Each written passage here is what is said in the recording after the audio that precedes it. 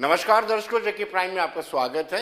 मैं हूं विनोद कुमार। दर्शकों, अलगाववादी नेता अली शाह गिलानी के देहांत के बाद जो हालात बने हुए थे, आज वो आहिस्ता आहिस्ता सामान्य होते नजर आए।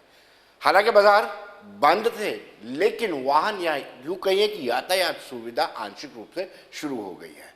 और आपको बताते चले कि अली शाह गिलानी के देहांत के बाद आशंका जताई जा रही थी कि कहीं ना कहीं लोग बाहर निकलेंगे, लेकिन ऐसा नहीं हुआ। उसकी वजह यह भी है कि जब से 5 अगस्त 2019 के बाद 370 में संशोधन हुआ, 35 से रिपील किया गया, अलगाववाद की भाषा या अलगाववाद की सोच पर अंकुश जरूर लगा है और यही एक कारण था। लेकिन आशंकाएं थी, उसको देखते हुए 144 भी इम्पोज किया गया था, इंटरनेट सेवा भी बहाल नहीं थी और साथ ही साथ आपको ये भी बताते चले कि वॉइस कॉलिंग भी बंद की गई थी। लेकिन आज आहिस्ता आहिस्ता इन सबको बहाल कर दिया गया है। बहुत बड़ी कामयाबी, कल भी हमने इस पर चर्चा की थी कि 5 अगस्त 2019 के बाद ये बड़ा इम्तिहान था और इस इम्तिहान में भी केंद्र सरकार की बात करें, कश्मीरी आवाम की बात करें, सिक्योरिटी फोर्सेस की बात करें, सब के सब कामयाब हुए।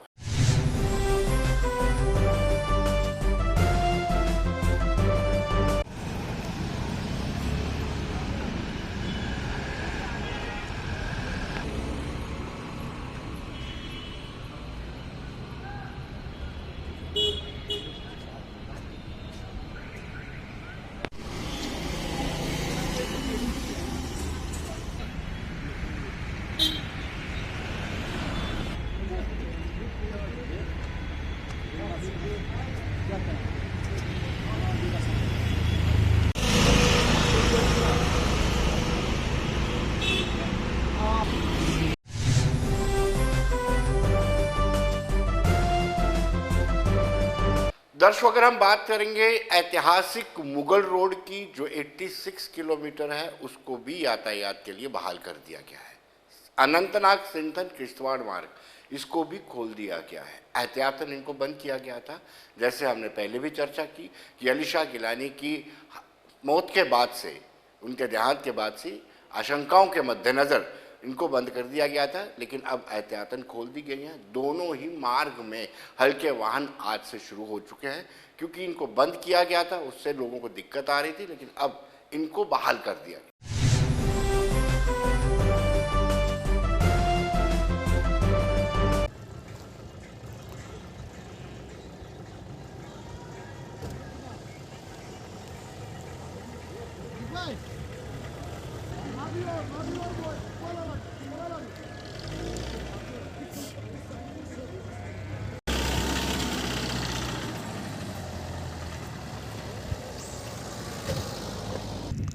पहले आप जो छात्र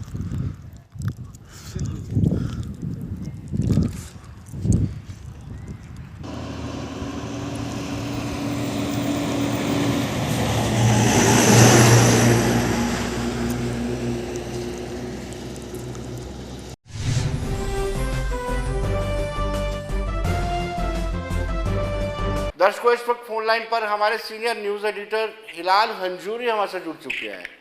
और हिलाल, अब हमें बताइए कि आज कैसे आंशिक तौर पर यातायात बहाल कर दी गई है, हालात में फर्क पड़ा है? जी, चूंकि आज सैयद अली शाह गिलानी का इंतकाल के बाद तीसरा दिन था और मुमकिन तौर पर जो law and order situation create होने की संभावना थी, उसको मद्देनजर रखते हुए आज भी कई जगहों पर बंदिशें आयद की गई थी, लेकिन बेशतर इलाकों में आज बंदिशें हटा दी गई थी। हालांकि अगरचे पेपर से बंदिशें आयद भी थी, लेकिन जमीनी स्तर पर एक हैदरपुरा इलाके को छोड़कर तमाम शहरों गाँव में, चाहे नॉर्थ कश्मीर हो या साउथ कश्मीर हो, वहाँ पर लोगों की आवाजाही देखी गई। तहम पब्लिक ट्रांसपोर्ट सड़कों से गायब था और जो दुकानें थी वो भी बिल्कुल बंद थी।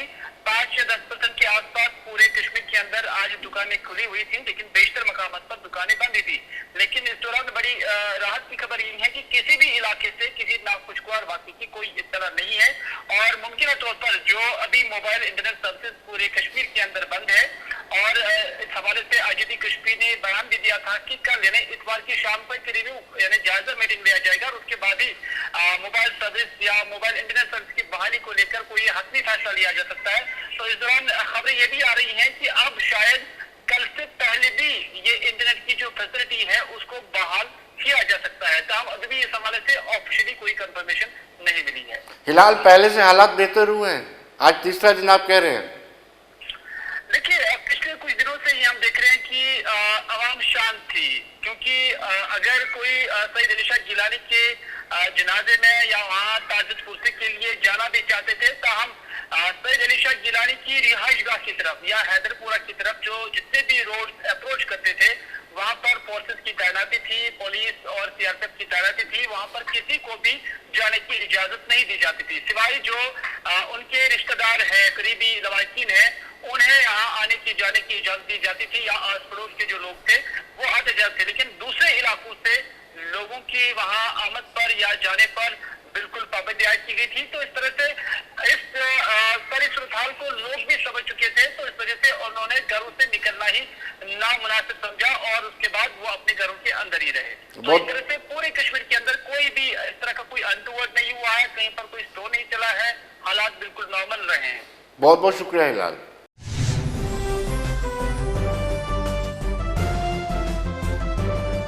तो जस्ट को जैसे हमने आपको बताया कि मुगल रोड को खोल दिया गया है, जो ऐतिहासिक रोड है, और साथ साथ हमने ये भी बताया कि 86 किलोमीटर इसका ये रोड है, और अनंतनाग, सिंथन और किश्तवाड़ उस रोड को भी खोल दिया गया है। जमशेद मलिक हमारे सहयोगी हमारे साथ इस वक्त फोन लाइन पर जुड़ चुके हैं।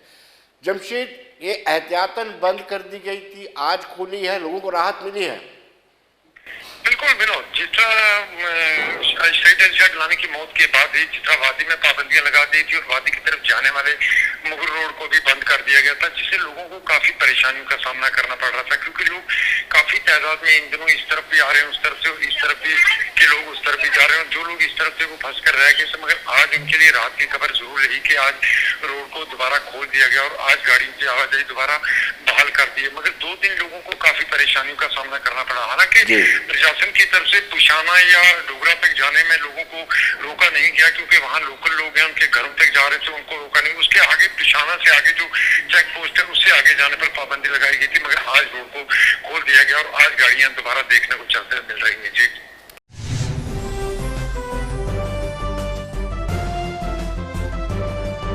दर्शकों, बदलाव प्रकृति का नियम है, लेकिन इतना भी बदलाव नहीं होना चाहिए कि रिश्तों में दरार आ जाए। पहले हम देखते थे गुरु और शिष्य का रिश्ता कितना अटूट होता था। गुरु दीक्षा मांगता था, गुरु दीक्षा देता था और दक्षिणा मांगता था, तो गुरु दक्षिणा में जो मांगा जाता था वो दे दिया जाता था। आहिस्ता आहिस्ता बदलाव हुआ, गुरुकुल से स्कूल में तब्दील हुआ, स्कूल से कमर्शियल बिल्डिंग इंस्टीट्यूशन बन गए, और वो बदलाव लगातार सामने आने लगा। जब आप फीस देके गुरु से शिक्षा लेते हैं, स्वाभाविक सी बात है उसमें थोड़ा सा बदलाव जरूर आएगा। ऐसा बदलाव आहिस्ता आहिस्ता आने लगा। गुरुकुल से इंस्टीट्यूशंस बन गए, इंस्टीट्यूशंस के बाद ट्यूशन सेंटर्स बन गए, और उसके बाद रिश्ते तार तार होते गए। शिक्षक दिवस है, टीचर्स डे है, इस पर हम चर्चा करेंगे।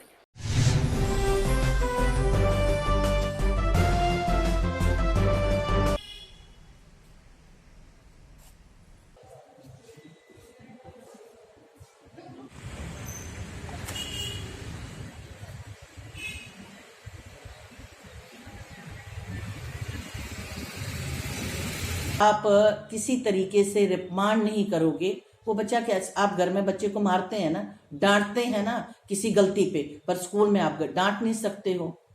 जब आप डांट नहीं सकते हो तो ऑटोमेटिकली बच्चा तो और चौड़ा हो जाएगा। ये नहीं मैं कहती कि बच्चे को मारना है, कॉर्पोरल पनिशमेंट के अगेंस्ट हूं मैं, बट बच्चे को समझाने के लिए कहीं ना कहीं पे उसको रिमांड करना है, उसको समझाना है, उसको कहीं ना कहीं किसी तरीके से कोई रॉड होनी चाहिए ना जहां से बच्चे को समझा सके। रिस्टोर तो वैसे ही होगा कि इसके लिए बच्चों असेंबली सेशंस जो हैं वो दोबारा से हो, जैसे पुराने जमाने में होते थे स्कूल्स में। मतलब जब हम भी पढ़ते थे, असेंबली में मॉरल लेसन होता था, क्वेश्चन आंसर्स होते थे, न्यूज बोली जाती थी, पीटी होती थी, तो बच्चा अवेयर हो जाता था कि this is a part of the curriculum. और बच्चों को ये भी पता होता था जब हम कोई भी कहानी सुनाएंगे बार बार, तो कहीं ना कहीं वो बच्चे के दिल में जगह बनाएगी, उसके दिमाग में घुस जाएगा। अब ये वाले प्रोसेसेस तो शुरू हो रहे हैं हमारे स्कूल्स में, ये सब प्रोसेस शुरू हो रहे हैं, मगर ये पिछले 2.5 साल से बंद हो गए हैं। और ऑनलाइन जो है ये वाली बातें बच्चा समझ नहीं सकता है।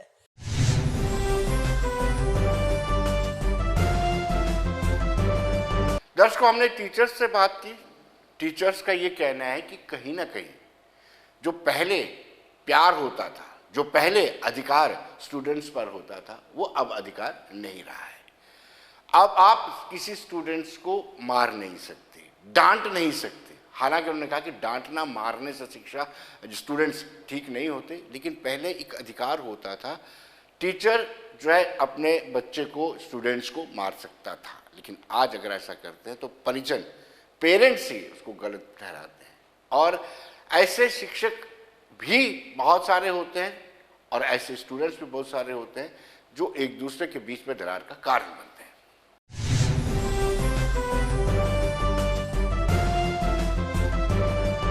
मेरे अकॉर्डिंग एक मीन्स कि एक अध्यापक और मीन्स कि बच्चे का बहुत अच्छा एक मीन्स कि एक इंस्टीट्यूशनल जैसे में पढ़ाते हैं बच्चों को, वो अच्छा बॉन्ड होता है। एक फ्रेंडली भी होना चाहिए, एज एक गाइडेंस के तौर पे भी होना चाहिए कि जो गाइडेड करता है टीचर बच्चे को, उनको पूरी ये प्रोस्पेक्टस उनका पूरी लाइफ में रहता है।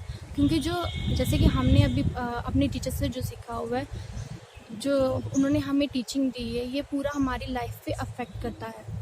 कि अगर हमारा टीचर हमें गुड वे में लेके जाए वो बहुत ही अच्छा है। अगर हमारा टीचर अगर हमें नेगेटिव इम्पैक्ट ऑफ लाइफ के बताए या टीचिंग के माध्यम कुछ नेगेटिव बताए, वो भी एक हमारी लाइफ पे बहुत अच्छा बुरा असर डालता है।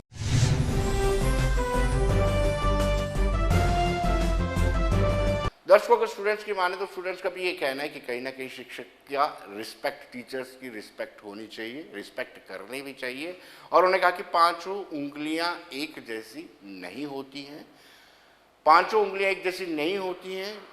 कुछ लोग अभी भी सम्मान करते हैं अपने शिक्षकों का, और कुछ लोग अभी भी अपने शिक्षकों के साथ दुर्व्यवहार करते हैं।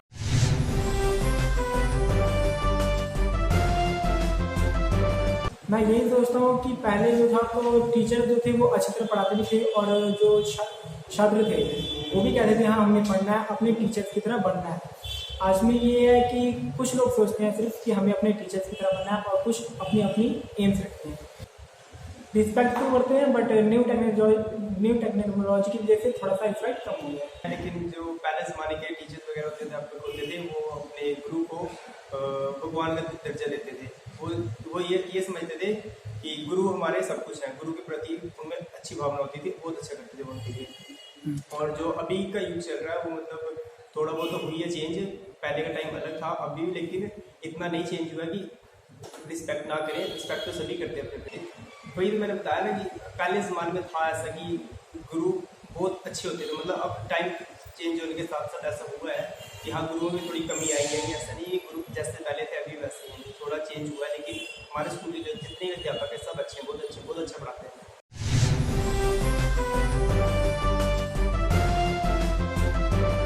दर्शकों, इन दिनों चर्चाएं चल रही हैं कि 70 union minister UT Jammu Kashmir में आएंगे, फार फ्लंग एरिया में जाएंगे। ऐसा प्रयोग पहले भी किया जा चुका है और ग्रामीण विकास को लेकर के खास तरजीह दी जाएगी।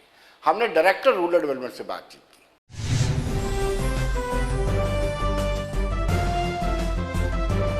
दर्शकों, आज के हमारे खास मेहमान हैं director RDT rural development department Kishore Singh ji. Kishore ji, आपका स्वागत है। आने वाले दिनों में कुछ ज़्यादा इम्पोर्टेंट रहेगा आपका डिपार्टमेंट, क्योंकि करीब 17 मिनिस्टर, यूनियन मिनिस्टर्स ग्रामीण हलकों का दौरा करेंगे, कैंपिंग भी करेंगे। मैं पहला सवाल आपसे ये जानना चाहता हूँ कि जो बैक टू विलेज 1-2 रहा है, क्या ये फ्रूटफुल रहे हैं? कितने फ्रूटफुल रहे हैं? फ्रूटफुल एक प्रयास है और फ्रूटफुल तो रहे हैं, क्योंकि हम इसमें कम्युनिटी पार्टिसिपेशन को हम इंश्योर कर सके। त्रुटियां हर प्रोग्राम में, हर गवर्नमेंट के प्रोग्राम में रह जाती हैं। उन त्रुटियों को दूर करने की पूरी कोशिश की जा रही है। और अब फाइनेंस डिपार्टमेंट ने आर्डर किया था कि जो टेंडर होंगे वो पंचायत लेवल पे होंगे, तो उसी हिसाब से इस स्कीम को इम्प्लीमेंट किया जा रहा है। थोड़ी डिले है, मैं मानता हूँ, लेकिन सिर्फ एक नया स्टार्ट है और हम इसमें पूरी तरह से कोशिश करेंगे कि जो भी काम हमें बैक टू विलेज में दिए जाएं तो एग्जीक्यूट हो रहे हैं और उसको फास्ट ट्रैक किया जा रहा है। इसमें हमारे डीसी साहिबान की और हमारे सीनियर अफसरों की भी पूरी सपोर्ट है। जी, जो आप एश्योरेंस इन प्रोग्राम्स में देते हैं, ऐसे इनिशिएटिव्स में देते हैं, वो फुलफिल हों, इसकी मॉनिटरिंग जी बिल्कुल की जा रही है। हम पिछली बार जैसा सरकार ने सीनियर अफसर्स को भी भेजा, मैं खुद एक पंचायत में गया हुआ था, तब डायरेक्टर हॉर्टिकल्चर था, और मेन पार्ट इसमें हमारे जो PRIs हैं वो प्ले कर रहे हैं। और इस वक्त हमारा 3 टायर सिस्टम इन प्लेस है, तो उस चीज़ को इम्प्लीमेंटेशन और मॉनिटरिंग में हमें काफ़ी सहायता मिल रही है, हमें डायरेक्ट फीडबैक मिल रहा है, और कहीं कोई त्रुटियां हैं तो हमारे PRI साहिबान उनको पॉइंट आउट करते हैं। तो अगर कहीं कोई एडमिनिस्ट्रेटिव इशू आते हैं तो वह सरकार के लेवल पर उनको एड्रेस किया जा रहा है। किशोर जी, अब जो यूनियन मिनिस्टर्स आ रहे हैं, विजिट करेंगे, उनके लिए क्या तैयारियां की जा रही हैं? विजिटें चलती रहें जी। पिछली बार ही एक पार्लियामेंट स्टैंडिंग दूसरी कमेटी आई, पहले जो रूरल डेवलपमेंट कमेटी आई थी जिसके प्रताप राव यादव साहब जिसको हेड कर रहे थे, और दूसरी कमेटी जिसमें ओम बिरला साहब आए हुए थे। तो हमारी इंटरेक्शन और हमारे PRIs की इंटरेक्शन इन कमेटी के साथ बहुत फ्रूटफुल रही, और मुझे खुशी है कि जो हमारे पार्लियामेंटेरियंस आए थे वो एक सेटिस्फाइड नोट पर यहाँ से गए हैं। उन्होंने खुद इंटरेक्ट किया और हमारे PRI सिस्टम से, पंचायती राज सिस्टम से वो सेटिस्फाइड दिखे, खुश दी। जी, लेकिन किशोर जी, कुछ लोगों की यही शिकायत रही है कि बैक टू विलेज में जो पंचिस सरपंचिस हैं उनको अपने से पैसा खर्च करना पड़ता है, और जब वहाँ पर जो लोग अपनी डिमांड्स रखते हैं, उन डिमांड्स को पूरा नहीं किया जाता तो लोगों के हाथ में निराशा लगती है। अब सवाल ये है कि बैक टू विलेज और करना हो तो लोगों का जो पार्टिसिपेशन है वो कम हो जाती है। मैंने विनोद जी पहले कहा कि हर स्कीम में, सिंस एक नई स्कीम थी ये, त्रुटियां हर स्कीम में रह जाती हैं, और कहीं पे कोई जैसे एग्जीक्यूशन में प्रॉब्लम आती है। बहुत से एरियाज़ में आपको मटेरियल के लिए हेड लोड ज़्यादा होता है, तो उसमें फिक्स्ड एक अमाउंट होता है जिसको हमने एग्जीक्यूट करना है। मैंने आपसे कहा कि महकमा पूरी कोशिश कर रहा है, और सरकार की सपोर्ट से हम जो भी ग्रीवेंसीज होंगी, मैं इसको एज ए डायरेक्टर या जो मेरे काउंटर पार्ट हैं डायरेक्टर कश्मीर, हम इसको पर्सनली मॉनिटर कर रहे हैं। DC साहिबान बड़ा प्रोएक्टिव रोल, तकरीबन मुझे लगता है कि हर 15 दिन में DC साहिबान एक न एक इसमें मीटिंग ले रहे हैं, और बहुत ही प्रोएक्टिव ढंग से, और जैसे सरकार की तरफ से हमें इंस्ट्रक्शंस हैं। नए इश्यूज़ में या नए प्रोग्राम्स की इम्प्लीमेंटेशन में हमेशा प्रॉब्लम होती है, कुछ न कुछ इश्यूज़ आ जाते हैं, लेकिन उन्हीं प्रॉब्लम्स को दूर करने के लिए हम यहाँ पे हैं। और मैं विश्वास दिलाता हूँ आपको यार, अपने लोगों को जो इसके बेनिफिशरीज़ हैं, कि कोई भी त्रुटि नहीं रखी जाएगी, और हम इस बैक टू विलेज को एक सक्सेसफुल बनाएंगे। जी किशोर जी, पॉलिसी प्रोग्राम और प्लानिंग में जो स्टेक होल्डर्स होते हैं, क्या उनकी राय को तरजीह दी जा रही है? जैसे जिस पंचायत में बनना है उस पंचायत के लोगों से पूछा जा रहा है, उनकी पार्टिसिपेशन होती है प्लानिंग में? मुझे आपको बताते हुए खुशी हो रही है कि जो भी इस बार प्लान बना है वो with the approval of gram सभा बना है। ग्राम सभा में वर्क प्लान डिस्कस किया जाता है, और उसके बाद नॉट ओनली कि मनरेगा है या हमारे यहाँ सिटी पंचायत है, लेकिन जो आवास योजना है जो प्रधानमंत्री जी की है, उसके लिए भी हर चीज़, हर मसला ग्राम सभा में रखा जाता है। और इस वक्त हमको सरकार की तरफ से आदेश भी हैं कि अगर कोई डिलीशन भी करनी है, अगर कोई बेनिफिशरी बाय डिफ़ॉल्ट कोई बेनिफिशरी जो उन गाइडलाइंस को और पैरामीटर्स को क्वालिफाई नहीं करता है, तो वो भी चीज़ हमें ग्राम सभा में लेनी है।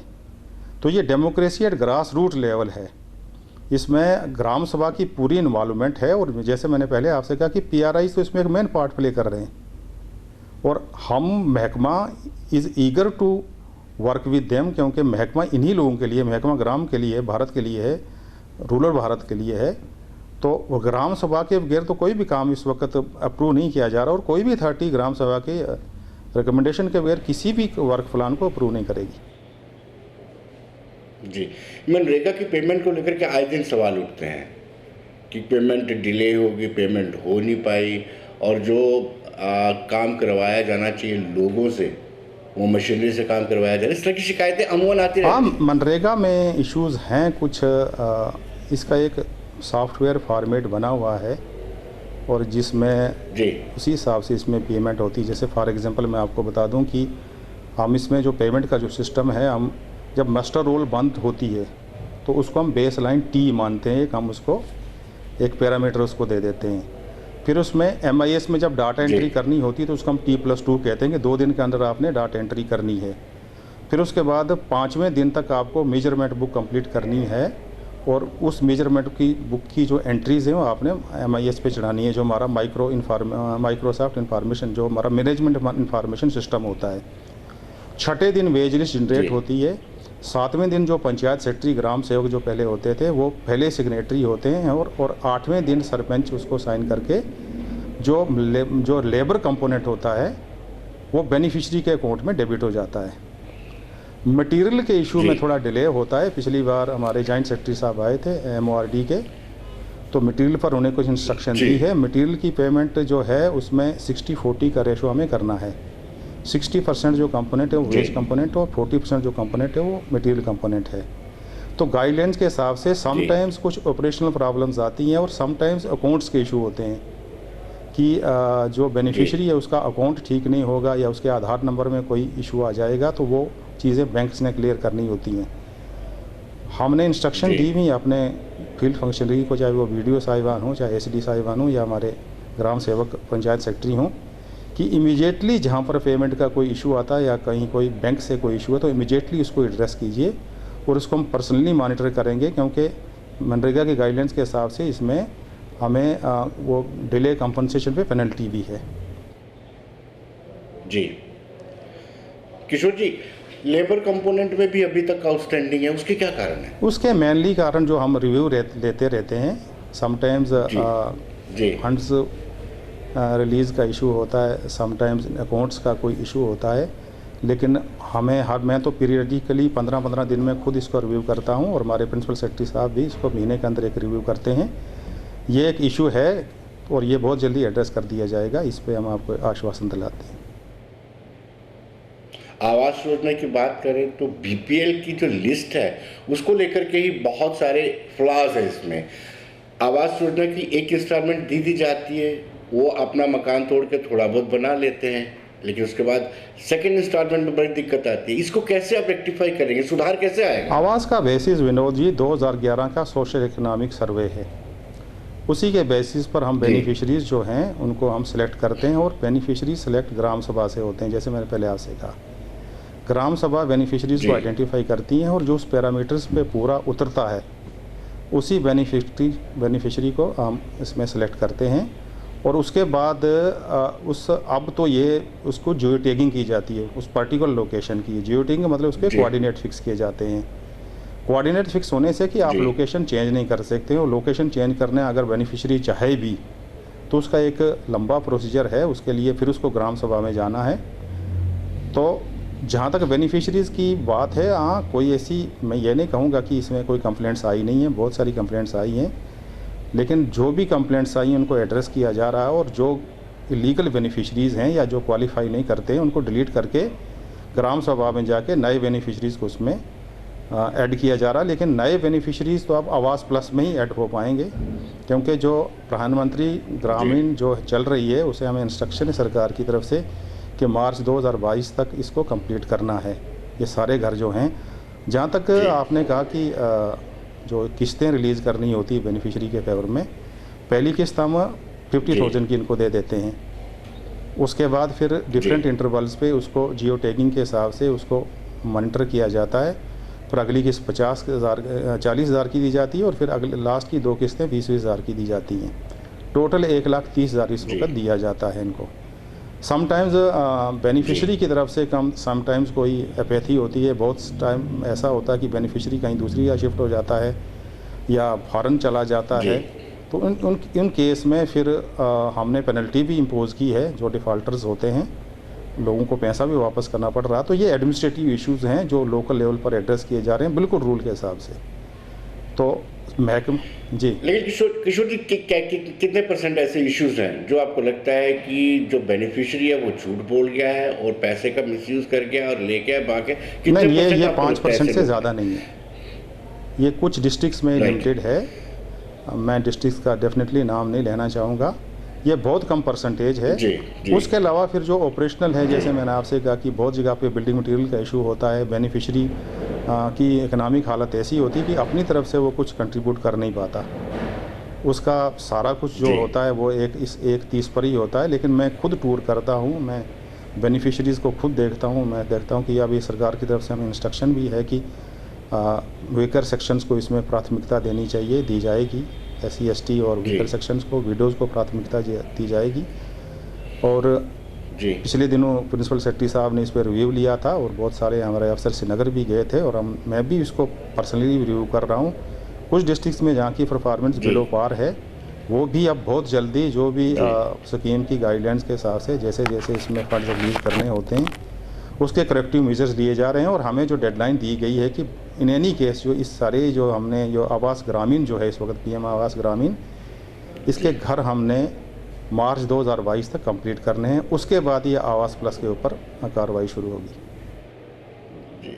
किशोर जी, कभी आपको ऐसी शिकायत मिली है कि ग्राम सभा ने जो रिकमेंड किया है बेनिफिशियरी के लिए, क्या वो गलत था? नहीं, ग्राम सभा की रिकमेंडेशन का जब से ग्राम सभाएं बनी हैं ऐसा कोई मेरे नोटिस में नहीं आया विनोद जी।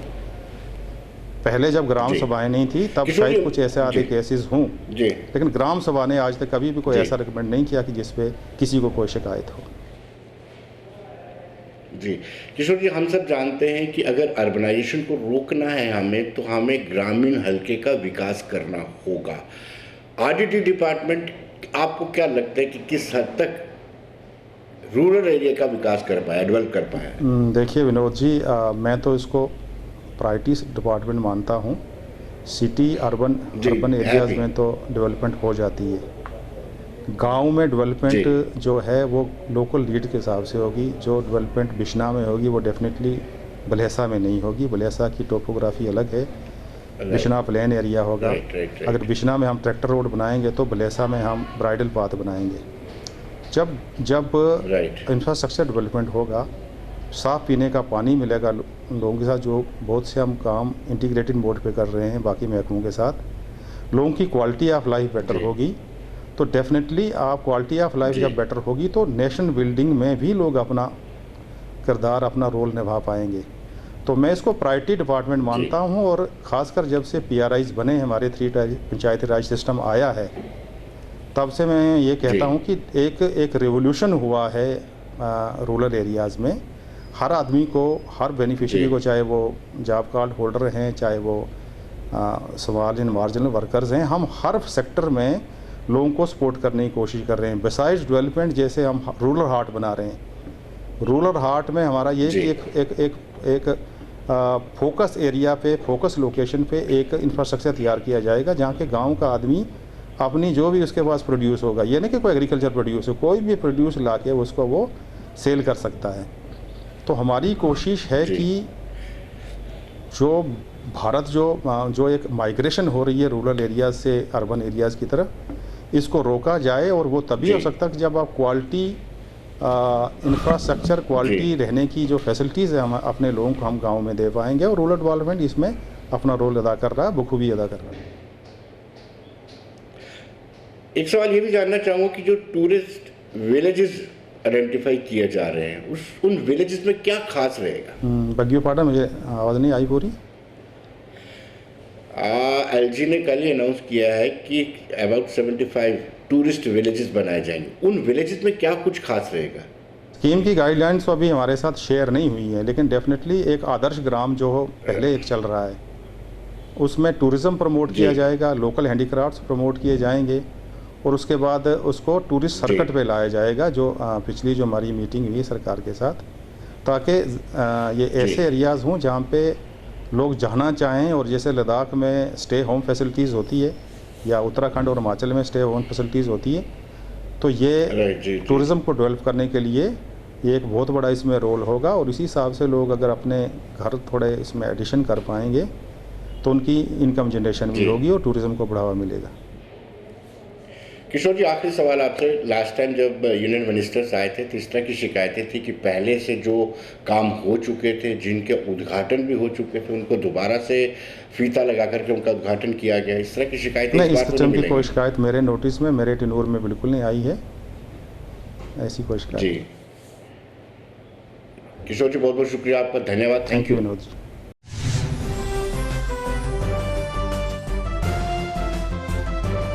तो तो दर्शकों बने रहिए देश दुनिया की खबरों के लिए, मुझे दीजिए इजाजत।